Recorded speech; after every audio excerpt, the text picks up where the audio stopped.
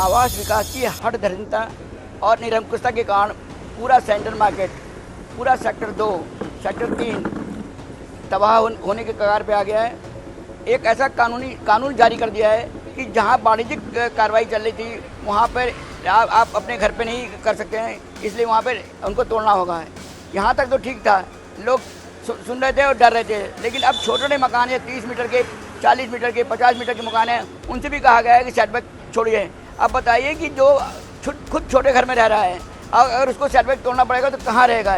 इस सवाल का जवाब किसी के पास नहीं है, ना सरकार के पास, ना राजनीतिक दल के पास और ना ही अधिकारियों के पास में।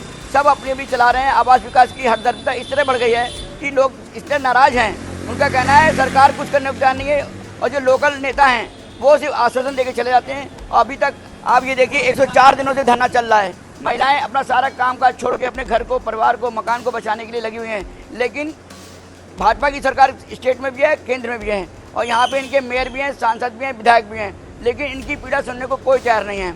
अब हालात ये हो गई है कि अब कुछ लोग हैं जो खुद अपने मकान तोड़ रहे हैं, कुछ लोग हैं जो अपना इंतजार कर रहे हैं कि कोई राहत मिले, लेकिन सुप्रीम कोर्ट राहत देने को तैयार नहीं है। और सबसे बड़ी दुखद बात है कि सरकार और लोकल एडमिनिस्ट्रेशन जो है वो भी इनकी मदद करने को तैयार नहीं है।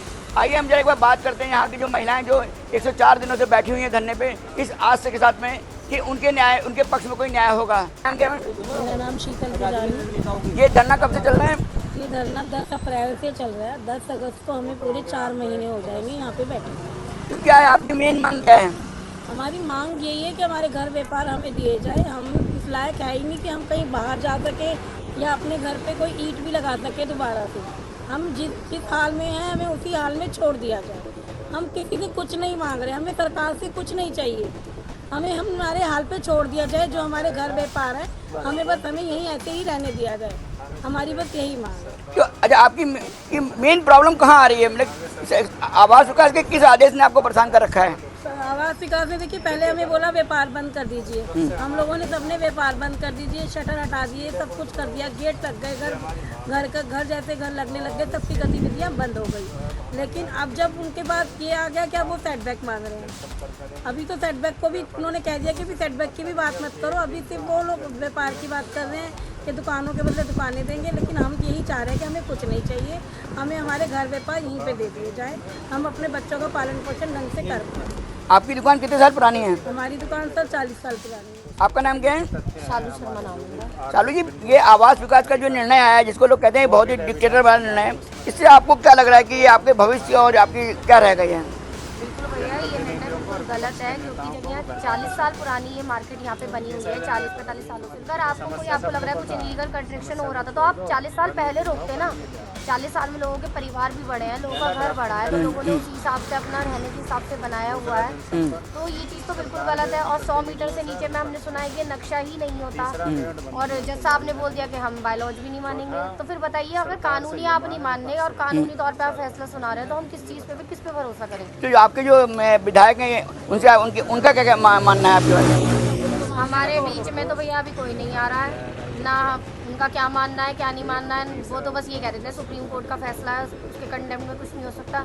सरकार चाहे तो क्या नहीं कर सकती। आप देखिए ना कि यहाँ लोग कितने परेशान है। अगर इतनी जनता किसी आपके सुप्रीम कोर्ट का फैसला हो, चाहे किसी का, सुप्रीम कोर्ट का बहुत सम्मान करते हैं, लेकिन अगर किसी फैसले से इतनी जनता प्रभावित हो रही है, इतने लाख लोग प्रभावित हो रहे हैं, तो उसके लिए आप कुछ ऐसा कानून बनाएं कि अब तक का जो हो चुका आप आगे के लिए कोई नई चीज़, नया कानून ऐसा बनाएं कि आगे आप ऐसा नहीं कर सकते, कंस्ट्रक्शन ऐसे नहीं कर सकते, या रहने वाली जगह पे आप व्यवसाय नहीं कर सकते।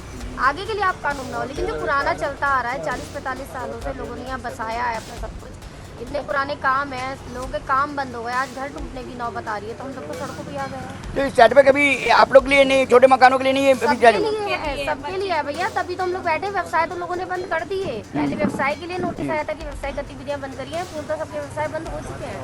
अब घरों के ऊपर बात आई है, तभी तो हम लोग यहाँ बैठे हुए हैं। अभी आपने देखा कि जो महिलाएं कह रही हैं कि इनकी आशियाना उजाड़ने के कगार पे आ गया है और ना सरकार मदद कर रही है, ना लोकल जो पॉलिटिकल पार्टी के नेता हैं वो आते हैं, सिर्फ आश्वासन देके चले जाते हैं और कहते हैं सुप्रीम कोर्ट का मामला है। अगर सुप्रीम कोर्ट का मामला है तो सरकार को पहल करनी चाहिए। जो 40 साल से जिन्होंने यहाँ जंगल था एक ज़माने में, आज जंगल एक दूसरा आबूलेन बन के खड़ा हो गया था, तैयार हो गया था, एक सेकंड आबूलेन कहलाता था सेंट्रल मार्केट। लेकिन अब यहाँ पर आप हर जगह देखिए दुकान बंद दिखाई दे रही है, तोड़फोड़ चल रही है, लोग अपने डर के मारे लोग पुलिस से डर रहे हैं, प्रशासन डर रहे हैं, कहीं उनके आगे आसियाना न उजाड़ दें।